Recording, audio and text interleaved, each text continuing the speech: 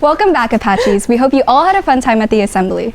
I got a lot of energy from the Washington performances, and now I think I'm ready to start the show. We have a lot in store for today's show, including a recap of Tuesday's presidential primary election results, info on a new club on campus, part 1 of APN's first documentary series of the year, a peek behind the Yearbook program, and lastly, we have varsity baseball and badminton on Apache Sports. I'm Mackenna. And I'm Valerie. Welcome to Show 31.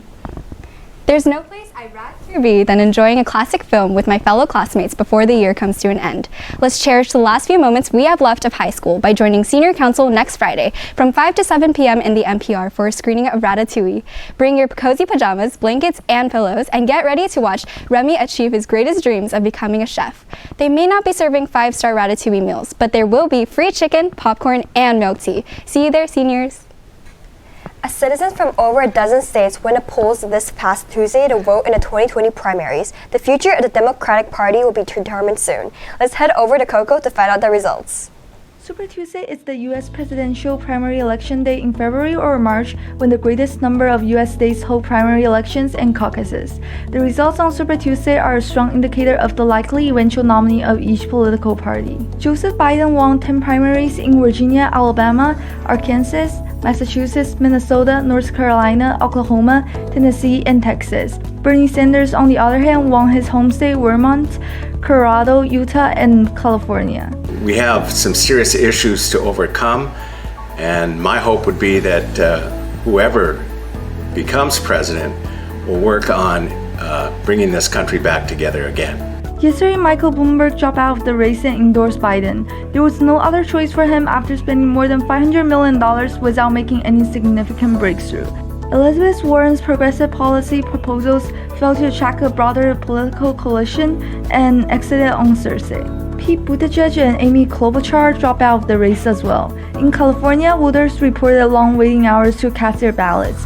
In some cities, purchases of new voting machines slowed the balloting. The process is kind of like the Electoral College, in which the people don't necessarily have a direct say in who the nominee is going to be. It's mainly left up to the delegates who are elected. So the people can vote and the people can choose who they would like, but in the end it really depends on the delegates. Super Tuesday ended in a close race between Joe Biden and Bernie Sanders for the Democratic presidential nomination.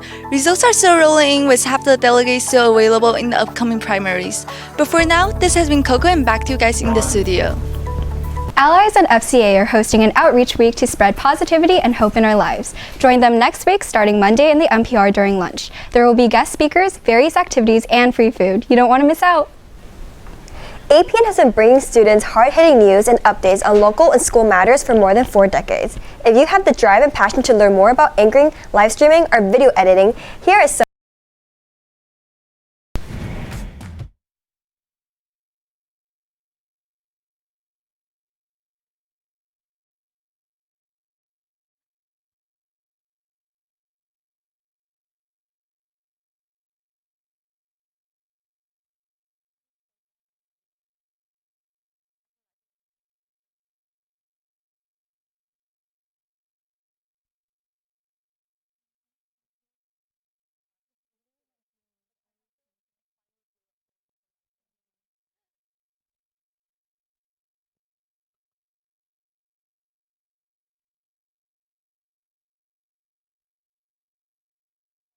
Okay. So I teach 3 courses of video production. We have a beginning, an intermediate, and an advanced course. So students who take beginning and intermediate are slowly training so that they can take the advanced course, which is Apache News, which does the news show, live streams, special projects.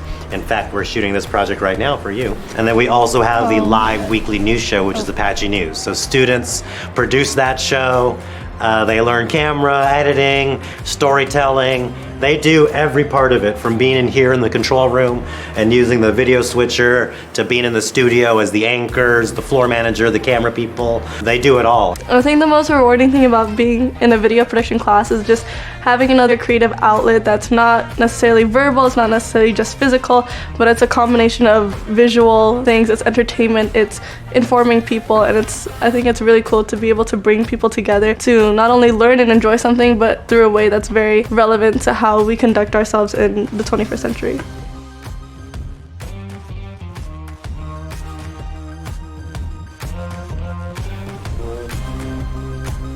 Sorry for the technical difficulties, but we're back. Stand out from the crowd in our senior panoramic picture and make it memorable by getting together with your buddies and spelling out a message with your shirts. If you would like to participate, make sure to submit your applications by next Tuesday, March 10th. Remember that hats and props are not allowed, and please dress appropriately. Hey Val, it's you. Oh gosh, I can't believe I looked like that in freshman year. I've grown so much. Yeah, and look at how I used to smile. I already think it looked good. Even though these weren't some of our finest moments, I'm still glad we have Yearbook with us to capture these long forgotten memories. Yeah, you're right. Let's learn about the moreover on break. Hi, my name is Michelle Tan, and I'm the managing editor for the Arcadian Yearbook. So basically what we do in this class is we create beautiful spreads to be part of the wonderful yearbook that encapsulates the memories of the entire school year. We interview people from all parts of campus, ranging from sports to performing arts to just everyday school life. I initially joined Yearbook because I was told I would have many opportunities to improve my interviewing and design skills. For my time here, I was able to find a new family that I'm extremely comfortable with, and I was able to challenge my design capabilities.